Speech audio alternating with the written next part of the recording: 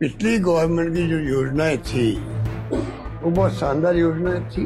हमारी स्कीमों को या तो कमजोर कर दिया गया, बंद कर दिया गया। आप जाइए बाहर, सुनिए आप। उनको मालूम राजस्थान में क्या योजना चली थी, पता नहीं क्या क्या लोग उसमें कमेंट करते हैं, इतनी अच्छी योजना थी। बाकी भी जो योजना थी सबको कमजोर कर दिया, बंद कर दिया। क्या जरूरत थी 1 महीना पहले FIR करने की? सुप्रीम कोर्ट आदेश दे रहा, आप परवाह नहीं कर रहे हो। ये तमाम बातें इसीलिए संदेह पैदा करती है कि उनका व्यवहार अच्छा नहीं, निष्पक्ष नहीं। और इमीडिएटली हमारे मोबाइल फंड बांट रहे थे हम लोग महिलाओं को, 30-40 फंड मुश्किल से बांट पाए। चुनाव घोषणा होते ही रोक दिया गया, अन्नपूर्णा योजना रोक दी गई, मतलब कहना मतलब सब कुछ रोक दिया गया। और बिहार में उल्टा किया गया। बिहार में चुनाव चल रहे हैं, ऐसा कभी हुआ आज तक? चुनाव चल रहे हैं, कैंपेन चल रहा है, पोलिंग दिन आने वाला है। एक दिन पहले तक वहां पर पेंशन नहीं बढ़ती गई। जो पेंशन 400 रुपए थी वहां, उसको 1100 रुपए कर दी गई। ये खतरनाक खेल नहीं तो क्या है? अगर हम भी देश वासी नहीं समझेंगे, तकलीफ आएगा, पूरा मुल्क तकलीफ आएगा। जयपुर की राजनीति में आज भूचाल तब आया जब पूर्व मुख्यमंत्री अशोक गहलोत ने प्रेस कॉन्फ्रेंस में चुनाव आयोग पर ऐसा वार किया जिसकी गूंज दिल्ली तक सुनाई दी। गहलोत ने साफ कहा, जब राजस्थान में चुनाव आए तो मोबाइल बांटना गुनाह था, लेकिन बिहार में वोट से एक दिन पहले पेंशन बढ़ाना पुण्य कैसे बन गया? फिर उनके आरोप में आग भी थी और आंकड़े भी। और एक सीधा सवाल, क्या नियम सिर्फ राजस्थान के लिए ही बनते हैं? गहलोत ने कहा कि उनकी सरकार ने 1,25,00,000 महिलाओं को मोबाइल देने की योजना बनाई, पैसा भी पास कर दिया था, फोन भी आ गए, लेकिन जैसे ही चुनाव नजदीक आए, चुनाव आयोग ने योजना पर ताला लगा दिया। नतीजा ये हुआ कि सिर्फ 30 से 40% महिलाएं ही मोबाइल पा सकी। गहलोत तंज कसते हुए बोले, राजस्थान में मोबाइल बांटने से चुनाव प्रभावित हो जाता है, लेकिन बिहार में पेंशन तिगुनी कर देने से चुनाव प्रभावित नहीं होता।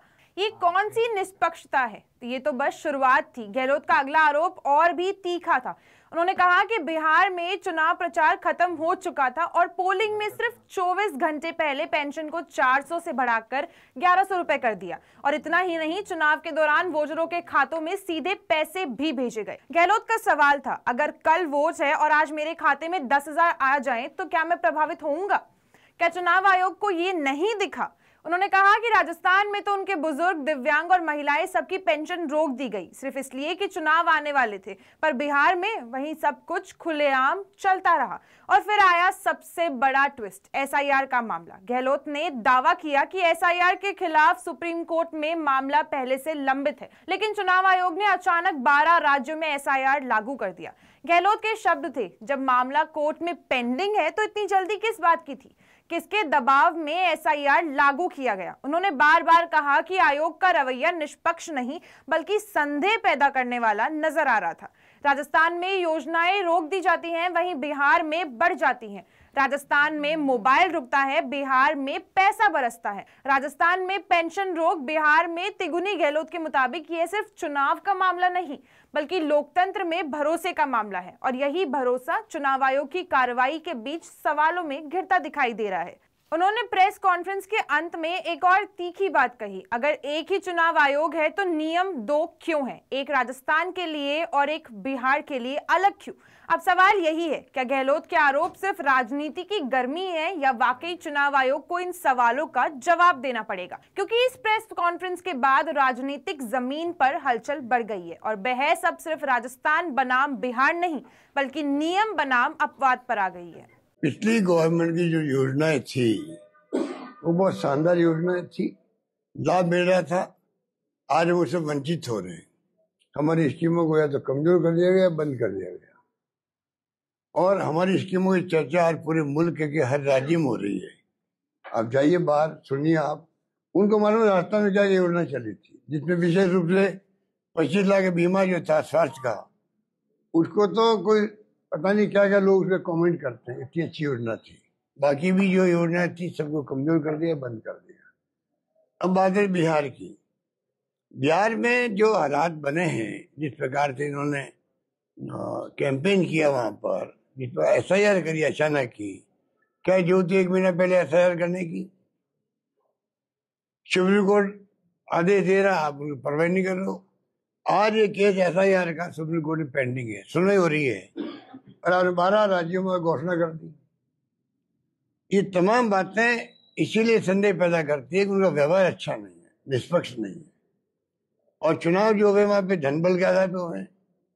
आप बताइए, राजस्थान में जैसे चुनाव शुरू हुए थे और इमीडिएटली हमारे मोबाइल फंड बांट रहे थे हम लोग महिलाओं को, बजट 2022 की घोषणा थी। वो बजट चुनाव तो है दिसंबर 23 में, वो घोषणा थी मार्च 22 की, जब बजट पेश किया मैंने मोबाइल फंड बांटने की 1,25,00,000 महिलाओं को। 30-40 फंड मुश्किल से बांट पाए, चुनाव घोषणा होते ही रोक दिया गया उसको। इवन जो पेंशन थी बुजुर्गों की, विधवाओं की, निसज्जनों की, वो रोक दी गई। अन्नपूर्णा योजना रोक दी गई। मतलब कहना मतलब सब कुछ रोक दिया गया। और बिहार में उल्टा किया गया। बिहार में चुनाव चल रहे हैं, ऐसा कभी हुआ आज तक?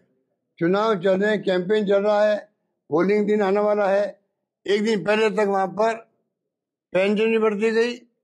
जो पेंशन 400 रुपये थी वहां, उसको 1100 रुपये कर दी गई। और वो पेंशन बढ़ती गई है 1100 रुपये करने के बाद में।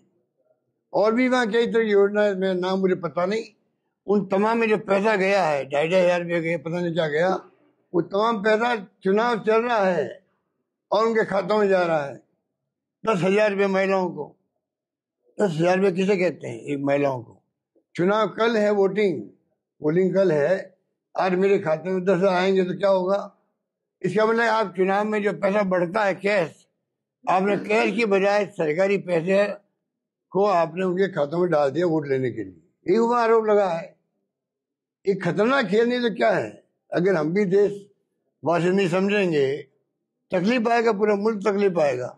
लेकिन ये जो आरोप आप लगा रहे हैं, इसके पीछे कानून भी तो होगा। कानून का सहारा कांग्रेस पार्टी विपक्ष। कानून तो ये है कि ये नहीं होना चाहिए।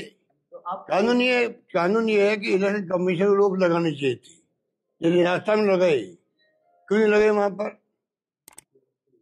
तो स्थिति ऐसी है कि पूरे मुल्क को सबको सोचना पड़ेगा, मतदाताओं पे हो क्या रहा हमारे साथ में, अन्याय है। तो